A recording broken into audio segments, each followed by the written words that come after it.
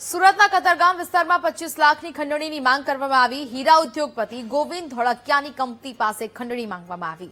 Company સંચાલકોની સુરક્ષાના નામે 25 લાખની ખંડણી માંગવામાં આવી। શેર બજારમાં 20 લાખનું નુકસાન થતા પૂર્વ કર્મચારીએ કારસ્તાન ઘડ્યું। દેવું ચૂકવવાના ઈરાદે કંપનીના જ પૂર્વ કર્મચારીએ ધમકી ભર્યો ફોન કર્યો હતો। પોલીસે ટેકનિકલ સર્વેલન્સના આધારે આરોપીની ધરપકડ કરી લીધી છે। સુરેન્દ્રનગરના આરોપીને પકડી પાડીને જેલ હવાલે તેને ધકેલી દેવામાં આવ્યો છે।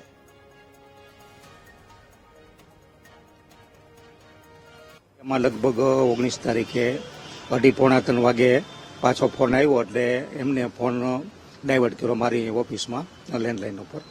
એટલે મેં વાત કરી કે કોણ બોલો છો? મેં કીધું મને કે તમે મેં કીધું હું શેઠ બોલું છું।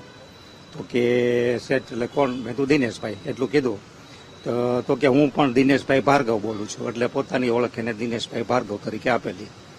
એટલે મેં કીધું શું છે બોલો? તો કે તમારે યંગની સલામતી માટે વાત છે કે? એટલે મેં કીધું શું યંગની સલામતી? કોણ યંગ હાથે? એ કે બધું તમે સેટ છો એટલે તમને કહેવાનું ન હોય કે। તો મેં તો કંઈ વાત કરો તો મને ખ્યાલ પડે કીધું। તો કે તમે સેટ જ બોલો છો? મેં તો હા કીધું।